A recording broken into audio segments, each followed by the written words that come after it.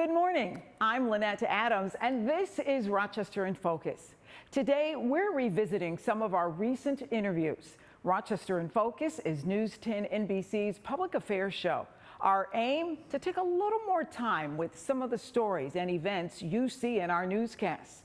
We want to go in depth on important issues and ask a few more questions.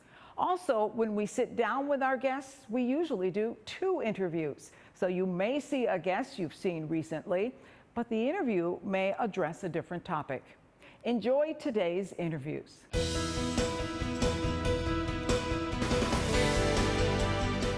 So do you have dreams of becoming a content creator, maybe a photographer, or you want to start a podcast, but you don't know where to start and how to get it going?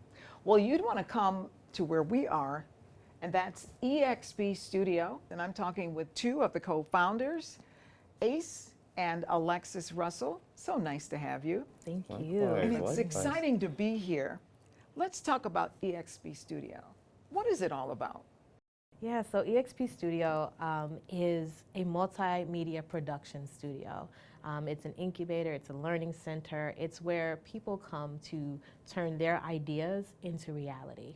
You know, we see so much content now online, and it looks so easy, but it's not really that easy. I can imagine people come to you with, where do I start? What do I do? Yeah, we get that a lot. Oh, yeah.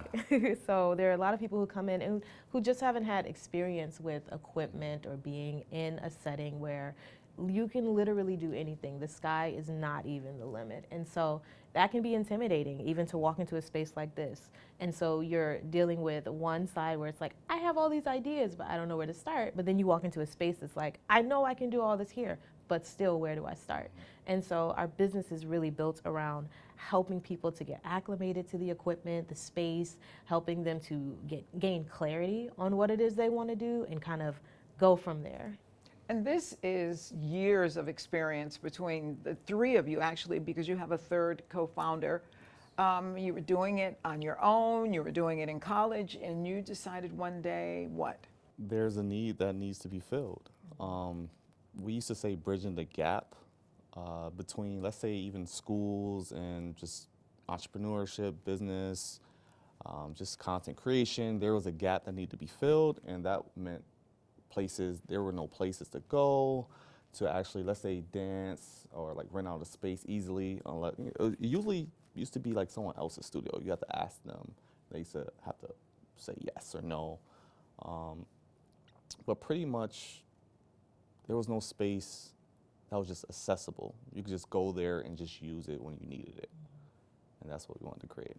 And one of the things that's unique is you actually teach people how to do what they want to do, right? Talk about that. We have a checkpoint type of system. Eventually we'll want to do programs, but right now it's very tailored towards when people have the time to come in and when they have an idea of what they want to learn. If we have the expertise or the skill set, we will pretty much teach them when they are ready. So they'll book an appointment, and we will break it up in levels. So level 1, you're very new to it, and we'll get you to a certain step, certain knowledge that you will have to get to. And then when you're ready, you will pretty much book your next session and then come back and just keep continuing doing it. Yeah. Who are most of your clients? Are you seeing a lot of content creators? What's the biggest group? Well, the biggest group is photography. I mean, Rochester's a photo city, and so I guess that's expected. But we have a ton of photographers who come in and use the space. The photos that they create here are immaculate. The talent in this city is overflowing, and I'm so grateful that we have this space because now we can really start to see that talent. So pretty much, if I have an idea but I don't know where to get started, I can walk in the door and I can say, hey, here's my idea. Can you help me bring it to life? Absolutely. That's the goal here. Our slogan is the place to make it happen. And I know that you guys have plans for this. This is kind of like the beginning for your business. You know, what do you see as the future? This is it. I mean, years ago they were saying that by this time, video would be skyrocketing. And we're looking at Instagram Reels and TikTok taking off, right? Well, they've already taken off. And I don't think that's going to stop anytime soon. There may be some hurdles and different things, happening, conversations happening around the platforms and who can use them and how they'll, be able to be used in the future, but it's not going anywhere. This is how our demographic gets their news. It's how they know what's going on a daily basis, and it connects everyone. And so whether you're creating a photo, a video, a podcast, whatever it may be, it's our way of connecting to the rest of the world. And so I really don't see it going anywhere anytime soon. Our way of connecting and communicating. Absolutely. Yep. Thank you so much. This is exciting. We'll be right back.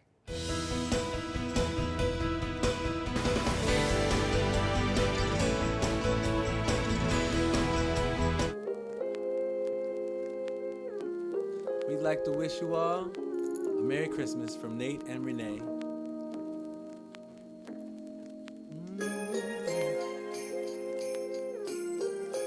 All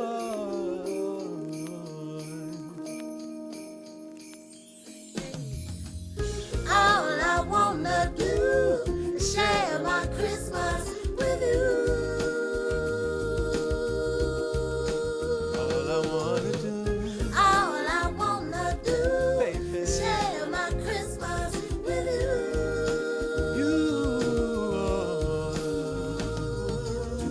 Every day is like a holiday to me, but I feel so happy 'cause it's Christmas. Oh, peace and joy and harmony, is what we have to bring to Christmas. Whoa, whoa, whoa, yeah. The family and the friends Family and a friend. all get together on in to have a good time. Have a good Ooh, time. whoa, oh, oh. And you were just listening to Nate and Renee Anderson, and that is their new song, Share My Christmas, a beautiful song. And they are joining me now to tell us all about their singing, their song, and Christmas. Thank you for having nice to us. have you. Lynette. Thank you. This is a beautiful song. Tell me where it came from. Tell me a little bit about it. I think it originated just from our own family get-togethers, our own family gatherings on holidays, and just seeing all of your cousins and your aunties and uncles. It's a magical moment, and we tried to capture that in our song.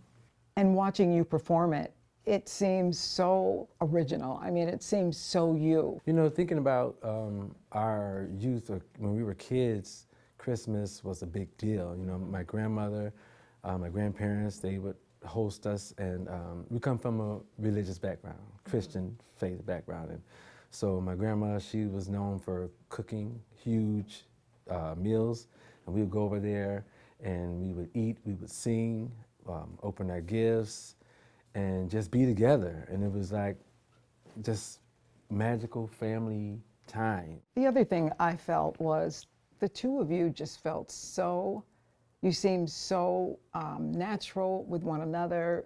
It's like you just both knew your place. We grew up together, spent a lot of time together, wanted and unwanted, and we both love music. And we sang separately for a long time. Share My Christmas was to kind of just to share the spirit of our Christmas with others and hope that people can still have those gatherings. And we also mentioned things like love and joy and harmony in there. And these are things that, you know, for Christmas, the trees and the gifts and the very visible, tangible things are what's promoted. But we wanted to interject love and harmony and joy. These things are also priceless. Talk about the song. What would you like to see happen with this song? Is it the beginning of something? Well, I hope to see people listening to it on Christmas or listening to it in their car and just pull in that joy that we tried to put in there, that they could have it in their car, they could have it in their kitchen on Christmas Day the night before, just to share, and that the sharing continues. Quickly tell us, how can people get it in their car, in their home? How can people get it? Yes, you can get it you can buy it on Spotify or Apple iTunes, and it's on all streaming platforms. My favorite is YouTube. It's very easy to get to. But just listen to it and continue the sharing, you know. Share it with your auntie. You can just pass it forward, pass it forward. Absolutely. Nate and Renee Anderson, what a pleasure to sit down Thank with you. you. Same Thank here. you, Thank you. Lynette. And we'll be right back. All I wanna do Oh, is share my Christmas with you. I'm feeling happy and joy from the start, 'cause I've got my family right here in my heart. Music, no gifts for me, that's not enough. I need more than material things and a lot of stuff. Don't tell me that I can't spread love. Don't tell me that I can't spread peace. Don't tell me that it's not contagious. Sing, I wanna be with you on Christmas. All I wanna do is share my Christmas with you.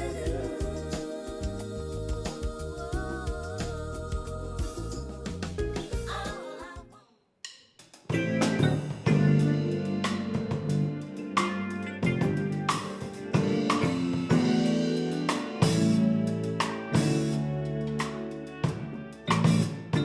Last night I saw you standing, and I started pretending that I knew you, and you knew me too. And just like a rodent, you were too shy, but you weren't the only girl, so was I. And I dreamed of you ever since. Now I build up my confidence, girl. Next time you come my way, I know just what to say. You have been listening to the sounds of students who take part in the rock music program. And you're probably wondering, what is the rock music program? Well, joining me to tell us all about it is the executive and artistic director of the program, Rachel Mills. Thank you for being here, as well as Dr. Crystal Sellers-Battle, who is the associate dean of the George Walker Center at the Eastman School of Music. Thank you both for being here today. Thank you for having us. And boy, if that's an example of what happens through the rock music program, these students are doing phenomenal. Yes. Tell us, what is this program? Rock Music is a program committed to providing equal access to exceptional music education and performance experiences for students who reside in the city of Rochester. Wow, this is great. And I know the Eastman School of Music is a partner in this. Yes, absolutely. With the City of Rochester, Hochstein School of Music, and Rochester Philharmonic Orchestra. And it's our honor to be a part of bringing music to the students in Rochester City. And one of the things that you do is you raise money for this event each year. That's how you're able to function. Talk about that. So we just had a wonderful experience where we raised money by doing a unique concert experience, which was a collaboration between Eastman School of Music and the Rochester Philharmonic Orchestra, where the goal was to bring two styles of music together that usually don't fit in the concert hall, and that was gospel music and orchestral music. And we were so thrilled to have a packed house, and I mean a packed house, really enjoying this moment. And we're so excited that we were able to raise money for this very special organization. And let's talk about this special organization. What is the benefit for the students?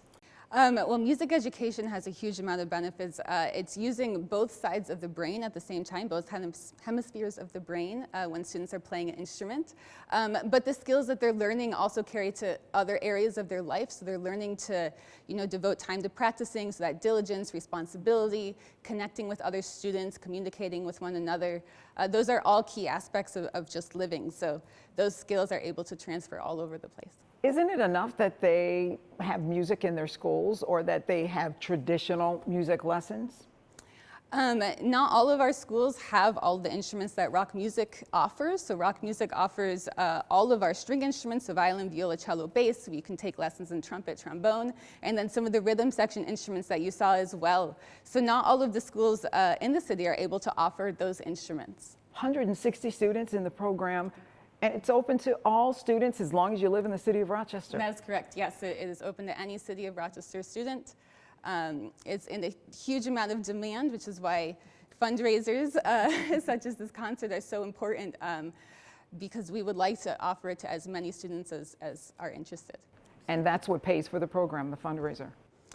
Yes, the rock music is funded through grants and donations. Thank you both for being here to tell us about this program. It's a phenomenal program benefiting so many students in the city of Rochester. And we'll be right back. Can we talk for a minute? Girl, I want to know your name. Can we talk for a minute? Girl, I want to know your name. I started to write you letters, but I wanted to be more clever. I wanted to get down and sweet talk you. Hey, baby, just like a baby, could not talk.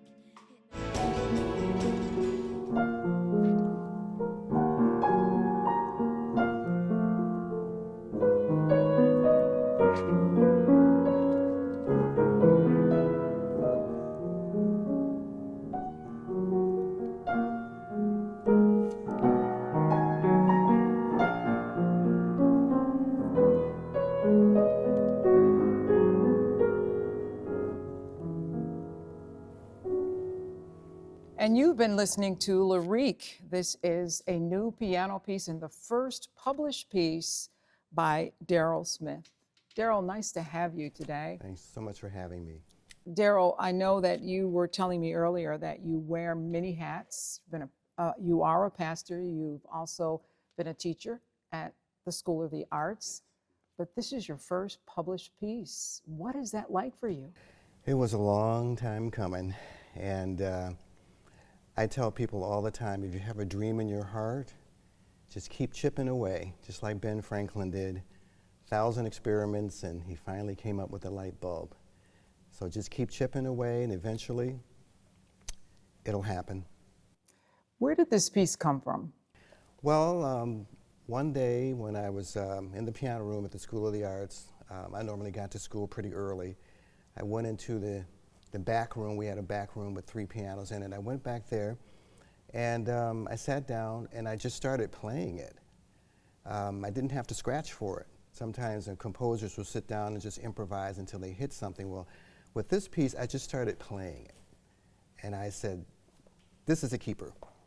So I got some music writing paper and a pencil and started to write it out.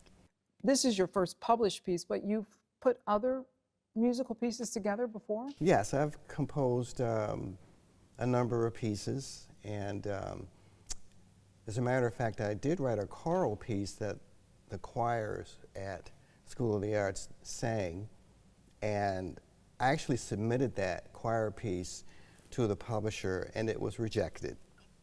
And they said, don't be too disappointed, just keep submitting. So a lot of times we see people who are successful, and we forget that many, many times you pay a price to get to that success. So this is called Lyrique. Where'd you come up with the name? I love the French language. I was a foreign language major my first year in college. I studied Spanish, French, and Italian. And I've always loved the sound of French. I think it's so beautiful. Sometimes English doesn't do justice to some of the words that you want to use. There's a lot of African countries that speak French. And so the piece is lyrical, but I didn't want to call it lyric. Just the English wasn't doing anything for me. So I said, let's put this in the French. So it's now Lyrique. Tell us what comes over you as you're playing this piece. So as you were coming up with this piece, what was in your mind? What were you thinking about? I was thinking about some of my past life experiences, some of my happier moments, and some of my moments when I hit rock bottom, and music is such a wonderful art because it's always there, and you can always avail yourself to it to express yourself. And people love music. People love music because it's kind of an escape. People turn the radio on, they'll turn the TV on to listen to music after a long, hard day at work, just to relax, just to collect their thoughts, and just to start feeling better about themselves and even their day. So once this is officially published, people will be able to go into music stores and get the sheet music, right? This piece will be part of a collection with 9 other composers. So there's 10 composers in the book. The book is from Alfred Music Publishers, and it's called Solo Celebration, and there's 6 volumes. This piece will appear in volume 6, which is the lower advanced skill level. It'll be available around the middle of November, and it'll be available on alfred.com. So that's how people will be able to access the book. This is a beautiful piece. Thank you very much. Congratulations. Thank you. And we'll be right back.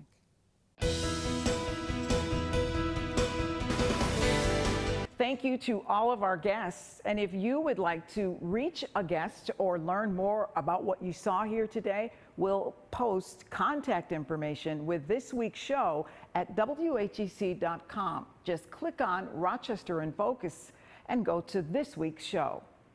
We're always looking to tell your stories, so if you'd like to be a guest on Rochester in Focus, you can reach the News 10 NBC Newsroom at 232-1010, or you can send us an email at rif@whec.com. Well, that's all the time we have. If you're wondering what your neighbors and friends are doing to make Rochester a great place to live, join us each Sunday morning for Rochester in Focus right here on News 10 NBC. Until next time, have a great week.